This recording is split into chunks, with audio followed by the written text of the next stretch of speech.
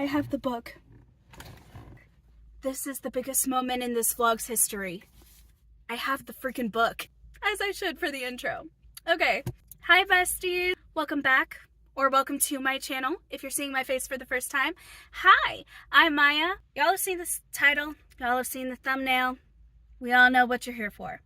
Part 2 of Nevermoor, The Trials of Morrigan Crow. As I was reading through everything, a lot of details, a lot of plot pieces, a lot of just substance was had, and I was just so overwhelmed with everything, being that I am a fan of the world of Harry Potter, being that I am a fan of this author, being that I'm a fan of this world, and that just everything was just like next level tiered, that I was overwhelmed. I was overwhelmed to the point of being speechless, and that is kind of hard because, I mean, have you met me? I'm a yapper. Have you seen any of my videos? Have you seen any of their video lengths?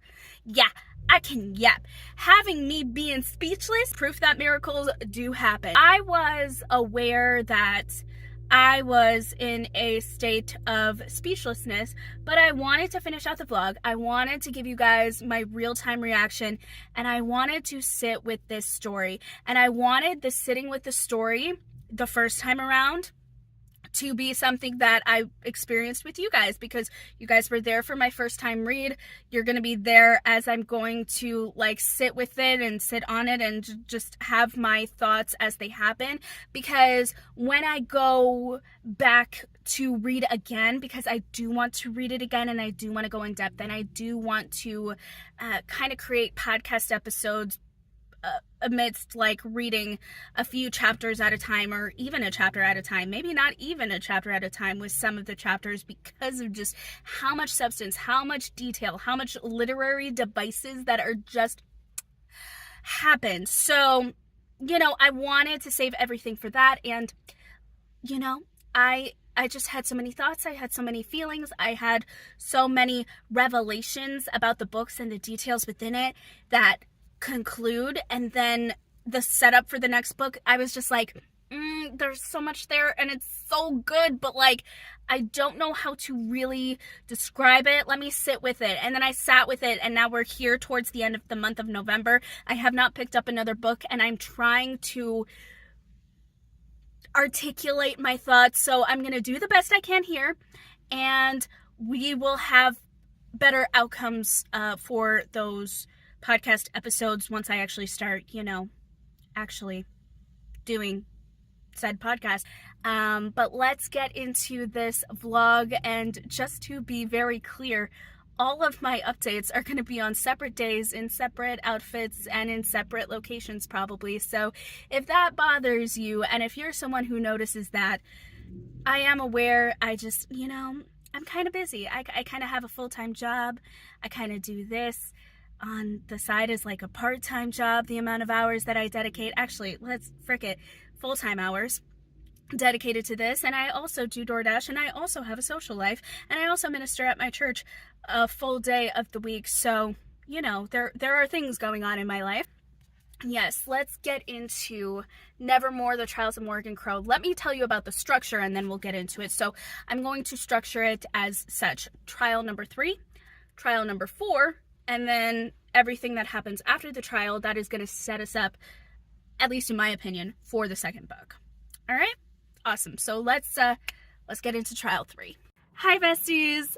I am so excited. Okay, this trial has me giddy in some respects because of everything leading up to it. So I know that in the last reading vlog, part 1, basically, I was like going through the trials, and I was like absolutely giddy over the book being Harry Potter coded, still very much so. But I kind of like left out some details about the trial that I think is worth mentioning here, because it pertains to the trials themselves now, in a way. And there are some hints that lead up to like the part that comes after, which we're also going to touch on here. But there is so much, like, I swear. Okay, so I need to show you guys like the amount of notes that I had.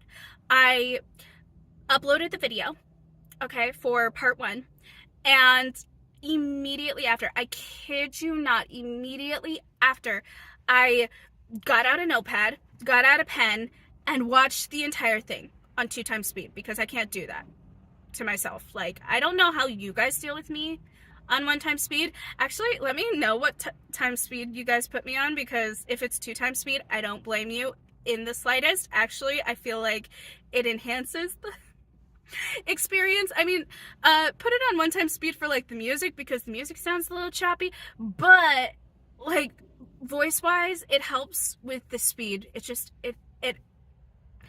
I think it does me a better justice than anything else, honestly. If I can do it, you can do it.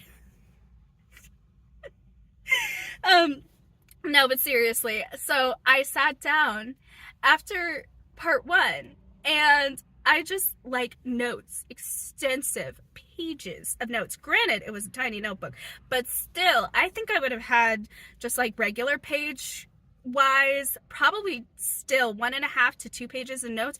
It was actually crazy. And I didn't even get to the trials. Like, I was just writing down things that I was remembering that I'm like, oh my goodness, these are details that are actually very important that you need to know and give better context. And I'll address them after I address trials 3 and 4, because I had already structured and set up the vlog without even really realizing it, in the way of like, okay, here's the context of why I want to read the book, why I was scared to read the book, then here's trials 1 and 2. In between that, I was fangirling as well, and seeing all these different characters. But I forgot to mention some points that were actually probably helpful in showing the importance of the trials as we continue, of the storyline as we continue. It's just so much substance in one book, and it's like, I don't have the time. I want to, but I don't have the time in this vlog. So, and I don't even hear. Like, I'm gonna end the book here, but there is so much in the way of the notes that I am literally not going to say here, that I think I'm going to actually do what I said I was gonna do. And for the podcast that I'm gonna start, I think the first thing that I'm going to address is this book, because it's so good and there's so much substance, there's so much to dig into and talk about, and it's not even relating to Harry Potter.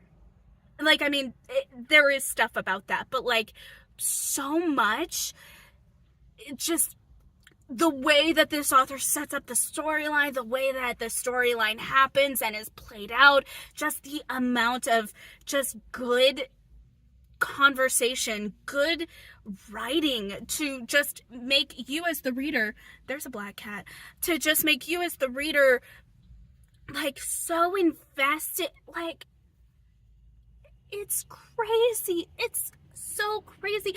And like, I get so just like into it with when an author can do that, but the fact that like I am so much more invested. The fact that I am willing, this is the first book, I kid you not, second book, where I just want to go and dive in and just go like a couple chapters by a couple chapters, because wow, the only other book that I wanted to do this with was the Truly Devious series. And I actually did.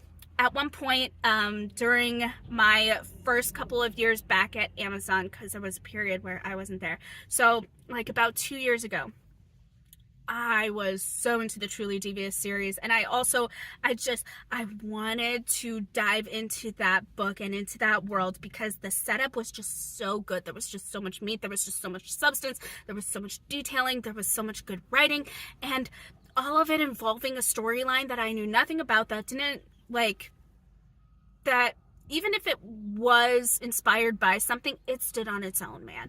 And I was just like, I was gobbling it up. I was like, oh my gosh, this is amazing. And so I wanted to go and deep dive into the book. But the second that I deep dived into that book, weeks it took me to go through the book, write down all of the timeline points, the plot pieces, the little devices that were used to kind of get like show us as the reader details that later we would be like, oh, that's why that was there, or this is how this connected. or maybe just a plot piece that was just so beautifully written, that gave such rich context, that didn't take away from the story, that we wouldn't necessarily miss it in terms of storyline if it wasn't there, but you do notice that it elevates the writing just so much. And so I was just like, oh my gosh. So it can't be just one deep dive. I mean, it could. It would be 3 hours. People have done that for movies and stuff, and I get it. Like, people, avid fans would just eat that stuff up. But I would want to take it context by context, sit with the story, and just like have that experience. I am one of those readers that, like, I have an experience when I read, and so sometimes I can read multiple books at once and get a good experience, or I just can take one book, sit with it, and then sit on the story and just kind of stay there for a little minute before picking up another book. You guys, it is 2 weeks out to next month, and I have only read Nevermoor. That's how good this is, because I wanted to sit with it. I wanted to talk about it. I wanted to talk about it with you guys before I moved on to another story, because I don't want to move on from this book. I don't. Trial number 3. Okay, where do I even start? Let's start by taking this jacket off. Trial number 3. Let's start with the fact that I didn't give you guys all of the information on trials 1 and 2. I was just so happy and so invested in the Harry Potter parallels of it all that I forgot to mention something very important. When Morrigan heard about the trials and got the letters for each trial, it showed like the time of year that these trials were to take place. And these trials, by the way, did take place between months apart, and Jupiter actually did express to Morrigan the types of trials that could happen.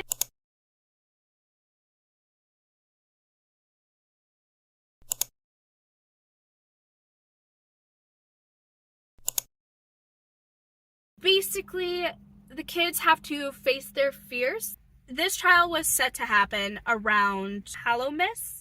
So everyone was getting ready to celebrate Hallowmas. There was to be a big parade. Morrigan and Hawthorne were going to go, and because Jupiter couldn't take them, he was just like, hey, Fenestra, can you take them? And she was essentially the babysitter. She was not happy about it, but she took that job seriously. She was like, I am protecting my charges no matter what. You can't go anywhere near them. So anyways, they go. They watch this parade. In this parade, this is very important, this will come into play later, Morrigan sees what is supposed to be the scariest float, and she thinks it's laughable because everyone is so frightened. They're making comments of like, children shouldn't have to see this, what are they doing, why did they choose this? She turns to Hawthorne and Fenestra and is like, who is that? Because it's like a human monster mash situation. And they say, oh, that's the Wondersmith. She's like, oh, previous to this, she has learned who the Wondersmith is. She has also learned that his apprentice, I say that very loosely, keep that in mind, came on behalf of his employer to show interest in being a patron of Morrigan's. This was the man, by the way, that Morrigan met with, and then poof, did a disappearing act on her. Day of bid day. Huh. And she's heard some things about this man. This man that was brilliant and had a fantastic power, and then used it for evil. She learned about Courage Square and what that meant. Now, I said in the last vlog that was supposed to mean something, and to put a pin in that. Trial number 2 is a chase around just the city.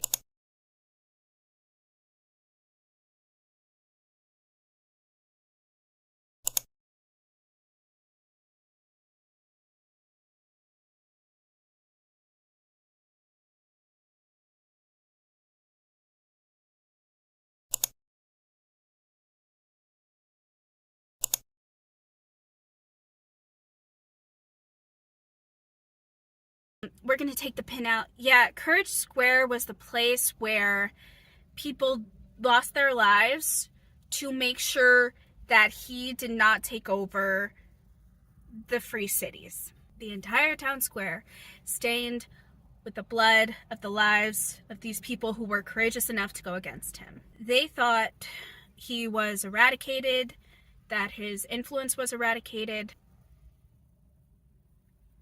They were not. They are called the Hunt of Smoke and Shadow, the event that ends the lives of cursed children. So, she understands this now. She's seeing the man now. The man/monster. Something looks familiar. She's getting it in her brain. She's thinking things through. She's not afraid of him, but she understands the fear of the other people. She's understanding what he's doing, what he leads, what he created. He created the Hunt of Smoke and Shadow to take over the free state so he could rule. And others have lost their lives because of this and because of him.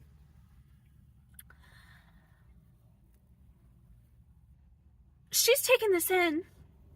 She's seeing this parade and seeing this float and understanding, oh, this is a thing that happened. It's becoming more real. And as she's starting to get all of the information and it's starting to settle and it's starting to turn the cogs in her head, she and Hawthorne are trying to get a closer look, so they sneak away from Fenestra, who is, by the way, may I remind everybody, an underground fighter cat with great instincts. I mean, cats alone have great instincts. Hers is like above and beyond. So, sneak away. Tries to sneak away, quote unquote. And they don't, but she allows them to. Goes up to a higher level of viewing, which is a trash can in an alley. Nothing fishy whatsoever. Here's a voice. And it's the voice of an older woman. Morrigan is like, let's go help this woman. Hawthorne is like, wait a minute. If you hear a voice coming from the sewers, asking for help, and we can't see them from the top of this hole in the ground, I don't know, maybe let's not do as they say. Smart boy. And she's just like, but what if this person needs help? So they end up deciding that, okay, Morrigan can go and help the woman, and Hawthorne can lift them up once she gets there. Because Dragon Rider, upper body strength, he just has it. So they think that's a good idea. They're children. Morrigan goes down into the sewer. There is no more hole to get out of, and she is surrounded by witches. They start chanting and rhyming and stuff, and give her a clue, basically. Now, these are women, by the way, who are already a part of the Wondrous Society. They just dressed up to give them this clue to, go through with the trials.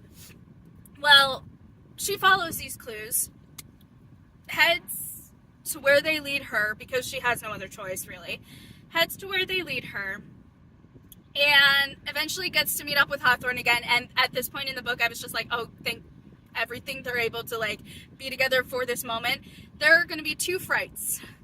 And one apparently was the graveyard. Basically, if you're going to parallel this to anything, you're going to parallel this to, I believe, what were they called? The Inferi? I feel like that's not the right word.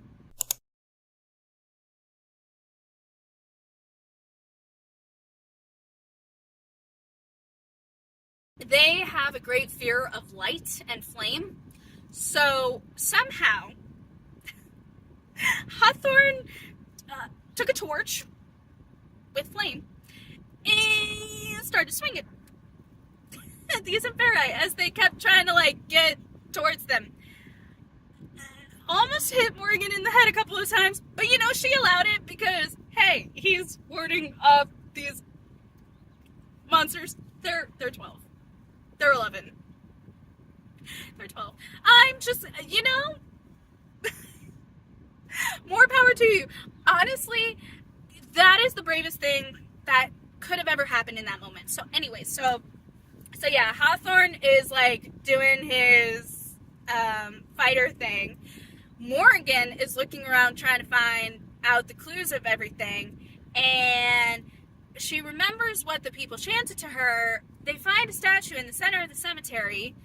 Unfortunately, Hawthorne swung a little too fast and a little too hard and got a little too quick with it. The flame went out, and so this is just so funny because I picture it in my head. He chucked it. He chucked the torch at the living dead's head. He hit him. I mean, it doesn't do anything against an army to just take out one, but the gumption was there. Like, my guy, you're awesome. He is my son. I could never, so I don't know. He got it from his father, whoever his father is, but go son. And Morrigan thankfully figured out the statue situation, but there's no way to get in. They are unable to get the gate unlocked, and for me, I'm thinking, oh, she could probably just like wish the gate to open, and it probably could somehow, some way.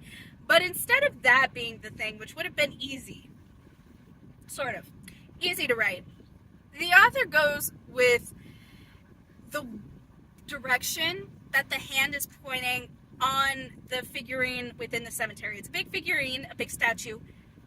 One of the hands is pointing down, and Morrigan immediately is like, something here is gonna be our way out. It was jumping into a grave, an open grave.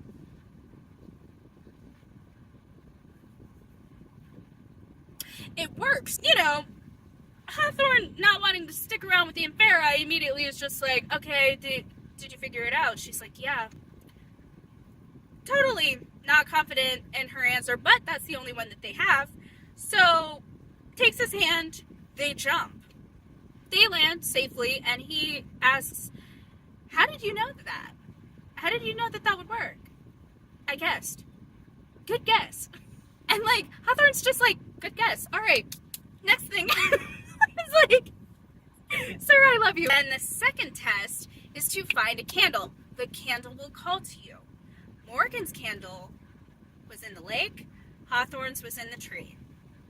And they each respectively went their way to their own candles. Now, I will say this, okay? There was a person that was there, and I'm going to mention it here. I will come back to it later, but for now, I will just purely say Cadence was there.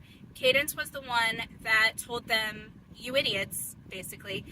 This test is, you will find a candle that calls to you, and you need to go to that candle, and that'll move you towards the next task. And apparently people, once they get to their candle, kind of like disappear into the ether. How do you know that? And she said, well, I was watching people. Their grouping must have been last, and like they must have been the last 3 to take the test, because there were 3 candles, and she was just trying to figure out, okay, which one is mine?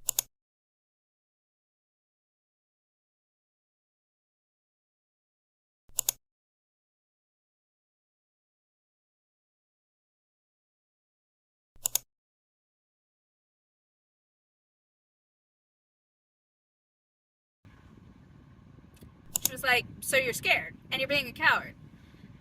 Well, I'm not going to do that. Goes near the lake's edge, says that she's going to jump in on 3. Cadence pushes her into the lake. She feels like she's drowning. She ends up landing on solid ground, and she faces her biggest fear.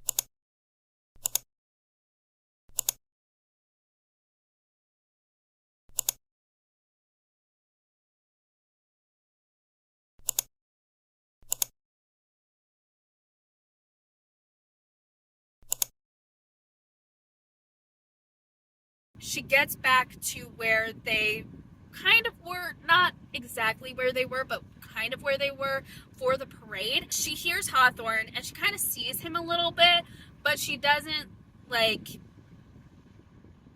but not fully. It's kind of like he's almost done with the trial, but he just doesn't notice that he's able to, like, escape now. He's still yelling stuff. Not my leg, I'll still fight you. I love my son. He eventually comes to and understands, oh, I'm done, I passed.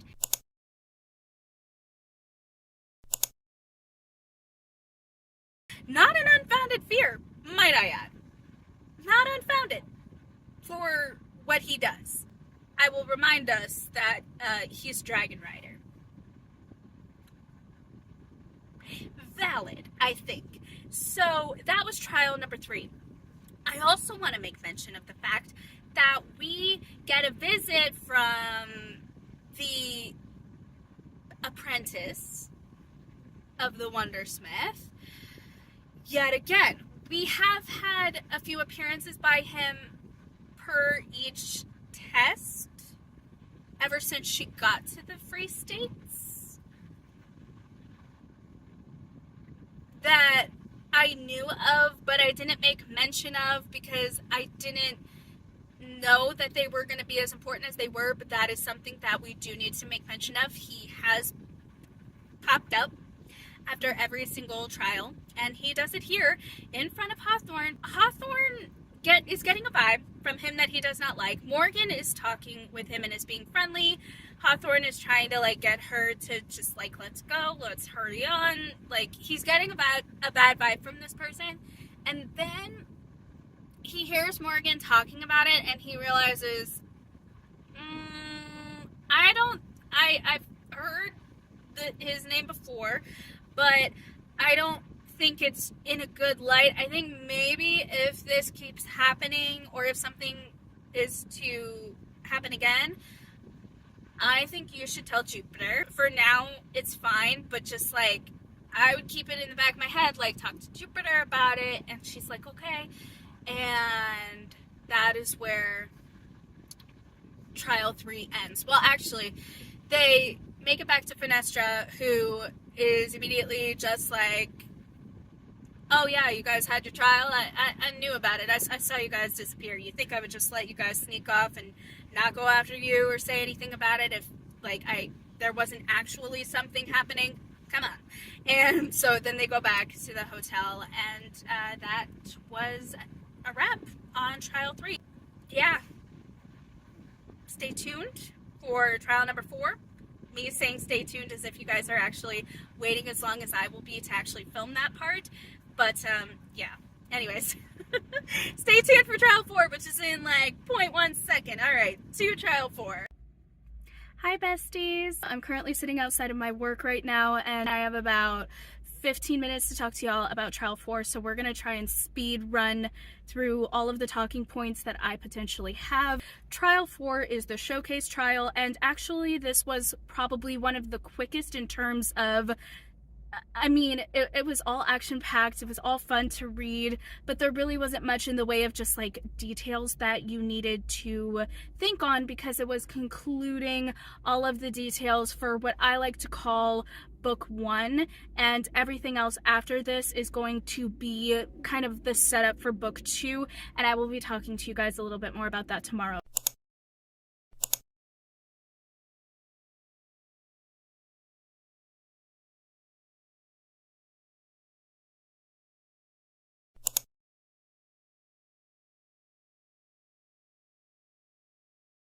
They are showcasing their talents, and Morgan is in the last group. She's, I think, the second to last, if not the last contestant to show her talent, and at this point she doesn't know what her talent is. It's day of, and she is just hoping that Jupiter even shows up because she needs her patron to be there to introduce her talent and to finally tell her about her talent.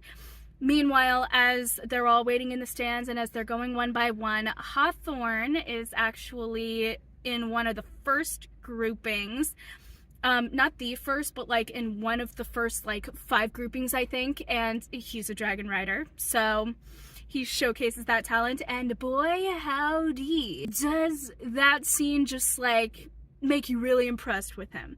Not to mention the fact he's 12, so that's like even more impressive. Like the fact that a person at 12 could, or maybe he's 11, I'm not entirely sure on that actually. I'm saying 12 because it feels like everyone who is supposed to be in these trials is supposed to be 12, but Morrigan was gypped of a year of life, if you can remember from earlier on. And they're trying to leave the space so that they can go home, and they can't get through a crowd that is gathering under the town clock, which is kind of where the bid day ceremony took place, because the clock is not a regular clock. It shows different colors and variations within what would typically be the clock face to remind everyone what stage of the age they were in. So like each age kind of goes by like the birth of the cursed children to the death of the cursed children, and then resets basically to the right color. So there are different colors for different stages. Eventide, the event that shall not be named, the E word, is complete and total pitch dark black. Morrigan thought she had one more year, and the clock now has a different color. Pitch black. She was gypped out of a year of life. She got gypped out of a year, and Eventide was supposed to come on her 12th birthday at midnight, I believe, but it happened on her 11th birthday, and technically she didn't even get to midnight before the hunt of Smoke and Shadow came to ex-nay all of the children. So, which that also is going to come into play later on, so just put a pin in that and we'll talk about it later. But essentially, you know, she's 11. I'm guessing Hawthorne is 11 or 12. I don't actually know his actual age. I don't even know if that's really relevant, but I'm just saying for an 11 or 12-year-old, that is just amazingly impressive that you're just like able to be near a dragon and not scream and run for your life, and then also to be able to tame it. And it's also considered a very rare talent, even amongst the Free State people and, you know, everyone with their magical capabilities and talents. So that's pretty cool. Noelle obviously is a singer. She shows off her amazing singing voice, and Hawthorne is put in first place after his dragon riding, which I appreciate so much. And Noelle is below him in, I believe, 4th place, and with the rankings before Morrigan goes up as the last group, Noelle is in 8th place. Also, there are over 500 applicants, we come to find, and only 9 each year or each age get to be a part of the Wondrous Society. Hawthorne is safely secure at 4th, and there's a few people above. And the girl, by the way, who Noelle made fun of, and how Morrigan actually made an enemy. I was saying that Noelle was making fun of this girl, and she stood up for this girl who ran away, and she's already made an enemy. So there's that. Her and Morrigan get into a little bit of a tiff because someone tried to talk to Noelle, who was lower class than her, and she did not like that. And she was trying to tease her about her station in life, and so Morrigan tries to defend her. The girl disappears at some point during that interaction. Yeah, that girl that she made fun of and said she looked like a penguin or something because she was like from the monastery and had the garb and everything. Yeah, she placed first when it was her turn, knocking Hawthorne down, and Noelle as well. So, take that. And yes, I'm petty. And so, yeah, so now it's Morrigan's turn. Jupiter, by the way, had to go somewhere, and he still did not show up. So Hawthorne was like, you're not going down there alone. I'm going to go with you. We love supportive friends. So he goes down there with her, is unable to actually like introduce her or anything. So, you know, he's asked to go back into the stands, does, because he doesn't want to cause any issues. And Jupiter just appears out of nowhere and is like, you ready to showcase your talent? And Morrigan is like, yeah, what is it? I've been dying here. Like, I've been dying to know over here. I've been asking you, like, ever since I found out I needed to have a talent. And he was just like, oh, you don't have one. Just trust me. She goes out with Jupiter, and Jupiter is like, I know this is weird, but can I just go out there with her? They don't say no to him. They think it's odd, but, you know, he has never had someone to patron before, so they're like, there must be something good. And he has his own capability. I mean, he's in the Wondrous Society, so he does have a magical talent, if you will, and his talent is kind of a mind reader, but to a further extent. Like, he can see the truth about people and things and the stories surrounding them. So like, he could see even the memories of inanimate objects and the feelings of those inanimate objects towards the owners, and the memories that have sustained inside of those inanimate objects, and can do the same with people. So he goes up to each of the elders, puts his forehead right on theirs, and immediately Morrigan is put in first place. Didn't have to do anything. So she is very confused. And she has seen Jupiter not tell the truth. And so she very much thinks he did something here. Something seems a little off. He's lying about something. Why? And Noelle is kicked off of the leaderboard of 9. Hawthorne has stayed on. Morrigan is still in first. I forgot to mention one person.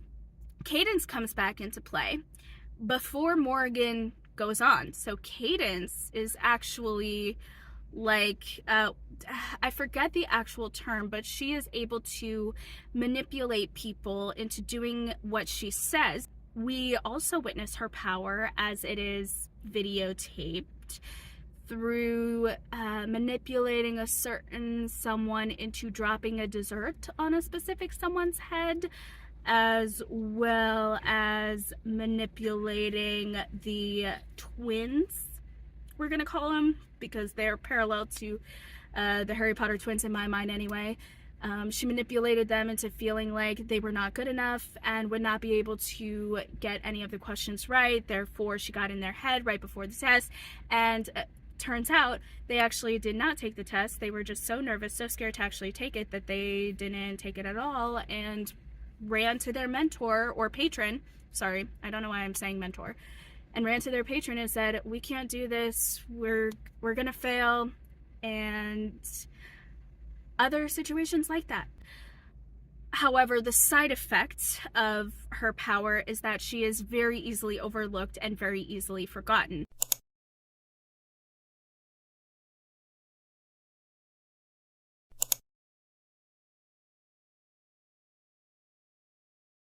In the third trial, she was, I think it explains why she was unable to feel a pull, because she is forgotten so much of the time that the specific tests and the specific candles may not have catered towards her fears, because she may have been a forgotten one, and Morrigan and Hawthorne may have been the last two of all of the people. So whichever candles called them, they were going to go to those candles, and she was supposed to go to the next one. Just a theory. So I don't think that it was cowardice that made her not go to a candle. I think it was purely because she was forgotten. Somehow that translated into the pull not being there for her and for her power, and so she truly just wanted to see where everyone went, so that she knew whichever candle she was supposed to touch was supposed to be for her. I do think that there was a type of enchantment per different candle for different location that was supposed to be for an individual, and should anyone else have touched that it would not have worked as well to be considered a fear trial, because it was supposed to be the personal fear of the individual child, not someone else taking on someone else's fear, because it might not even really be their fear, and they would easily not be manipulated by whatever was to come out of that interaction. So I think that was what happened there. But Morrigan never forgot her, and never forgot her name, and remembered her from each and every trial. The fourth trial is now over. Everyone is still very confused about Morrigan, including Morrigan herself. And there's this big confrontation interaction scene between Jupiter and the elders. The elders being like, what did you just do here, North? Like, what are you doing? Why did you just tell us this now?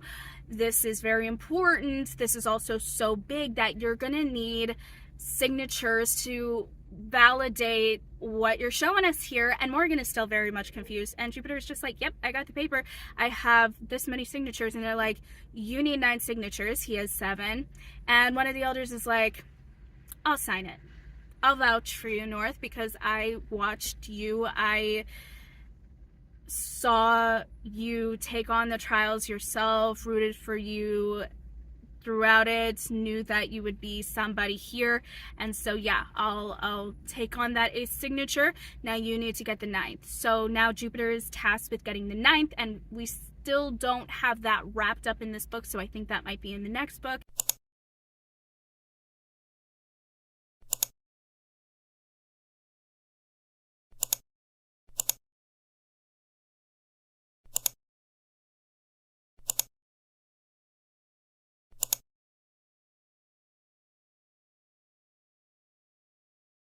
She still is considered a part of the Wondrous Society, so she's going to get that gold pin and the promise of a new family and safety and security there, but also just a great prestigious position in this new and wonderful place that she is considering her home. But it could be in jeopardy, because guess who comes walking up? Well, Noel Devereaux's patron. Good old Baz. And he's not very happy. He thinks that Noel was purposely kicked off of the 9th position from Morrigan for doing absolutely nothing, or for favoritism, or whatever the heck. And Cadence is right there with them, stomping down to confront them, and the police are there ready to take Morrigan away. And Jupiter is like, she got into the society, and they're like, well, technically she doesn't get into the society until she has the pin, until she has the letter. The trials are over, therefore your loophole about her being in the trials and a competitor in them is null and void now. So now we can take her, now we need the papers. Well, everyone is just sitting up there very smug as Jupiter's trying to find anything to try and convince them that he has the papers, even though he doesn't, because he's been so busy getting all of these signatures. And Cadence just strolls right up to the officer, puts an ad for a troll fight in his hand, and says, these are her papers. That is for Morrigan Crow. See, it says right there. She just points wherever, because her powers are going to work for her. The man just suddenly believes it, turns around, walks out. The other officers are completely confused, but follow the lead of their leader and head out. Noelle and her patron can do nothing about it, and so they leave in a huff. Cadence explains to Morrigan, hey, listen, I don't like you. This doesn't mean I like you. This just means I hate Noelle more. And, you know, you remembered me. And walks off. And that is where the 4th trial ends, ladies and gentlemen. I know I was a little bit more speedier in this explanation, but I kind of had to be because work. But also, there's just so much that, you know, I could blabber on and on and on, and we still have a lot more details and a lot more different things. So if you really want the detailed explanation, please, please, please be patient with me and stick around. And I promise at some point, sometime in the next decade, I will start my podcast, and it will have those episodes of the first book that I am going to deep dive for those episodes. So anyways, thank you guys so much for your patience on that, and get ready for the final little part of this reading vlog where we talk about the setup for book 2 and all of those adventures, and maybe bring back in a few details that we maybe didn't really touch on too much in the first book because I was way too just like fangirly. And I'm not going to apologize for that. To that part. This is the last and final part of Nevermoor, The Trials of Morrigan Crow. Also, I apologize for the sun in the background. This was a secluded spot, and I have about 15 minutes to talk to you guys yet again, because my breaks do be like that, and sometimes I actually like to take a moment to breathe on my breaks. Alright, let's get into it. So, we've talked about the trials and everything, and now I said, like, we're getting a lead up into the second book, and I kind of want to preface all of this by saying, technically, if you guys have seen the fourth movie, yeah, because I haven't read the book recently, so I'm not going to make a miscomparison, but if you have watched the fourth movie of the Harry Potter franchise, you can kind of get a basis for the summary, but like an overall summary. It's a basic idea, but like there is so much more behind that. But for the quickest vague parallel, this is like the best I can come up with. So we've gotten through all of the trials, right? But I feel like there is a setup to the second book that is going to be a continuation of the story, but it also rounds out this story, because what I forgot to mention, not necessarily forgot, what I didn't know was going to be so important to mention, was that Morrigan kept seeing this apprentice that showed up in place of his employer on bid day. And this person keeps popping up everywhere, and even Hawthorne saw him. So if you would remember in Trial 3, I did say that, sorry guys, the video just kind of stopped. I don't know what happened. It's been doing that recently. Okay, but so I'm going to talk quickly so that it doesn't do it again, because I only have so much time. But basically, the apprentice that keeps popping up everywhere, we see him again, and she finds out that this person is not just the apprentice of the Wondersmith.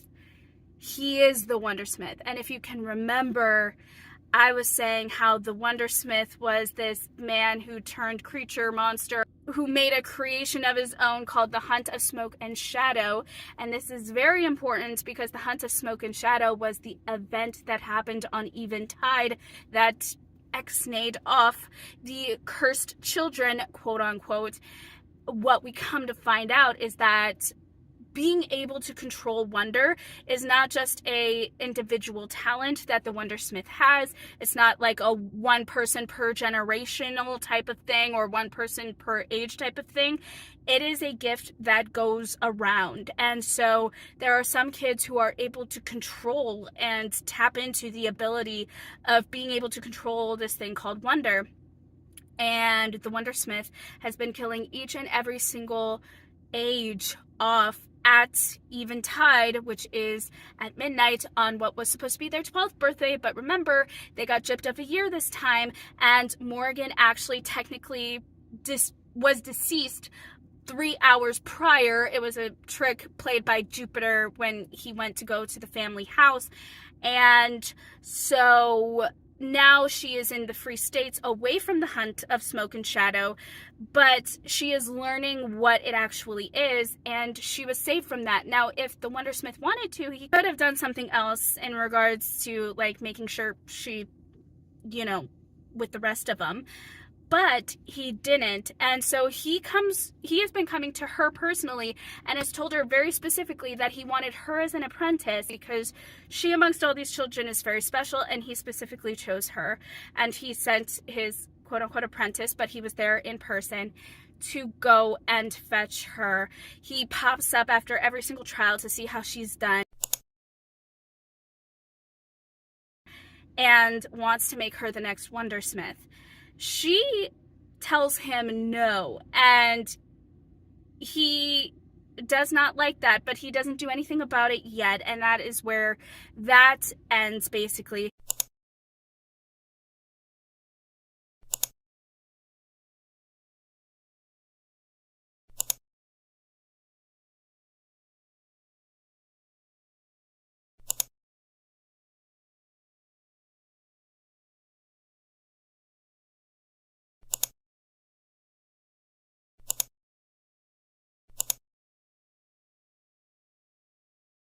It's very much like when Harry Potter sees Voldemort formed for the very first time. Morrigan escapes, and she now is back with Jupiter. She tells him everything, and now he knows that this person is after her, that Ezra Squall is after her, and she's just like, he's gonna come back again, isn't he? And he's just like, yeah, he will be, and we'll be ready for him. But that is everything that I have thus far. There is so much more that I could say, but honestly, that's for another time. I'm just going to hand it over to my outro self.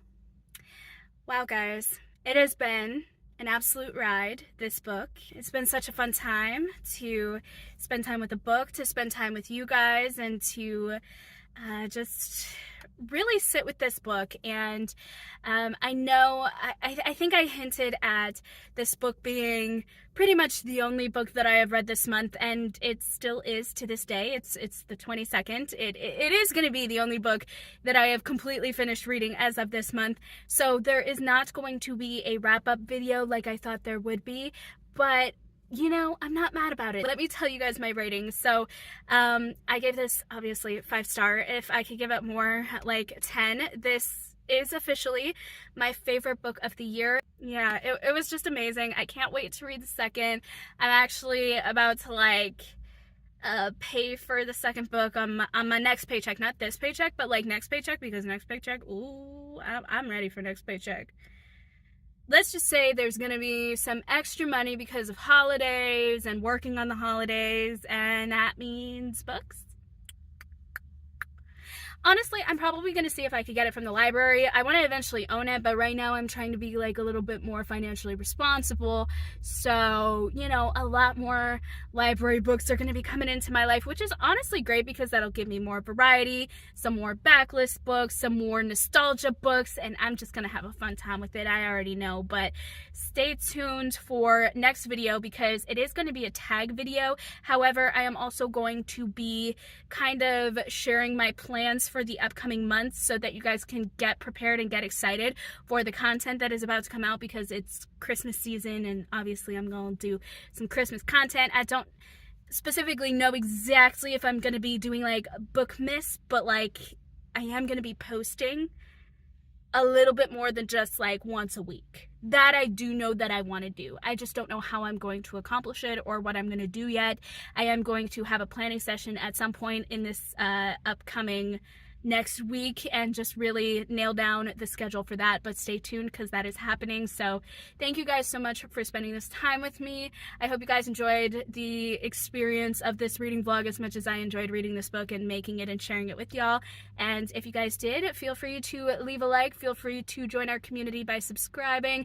I will leave all of my links in the description box down below, both for my channel, for my Bookstagram, for my regular vlogging channel, and for the Instagram and TikTok links to that, and anything else that I happen to forget. Thank you guys so much for spending this day with me and for being the best bookish bestie that ever was, is, or ever will be, and I will see you guys in the next video. Bye.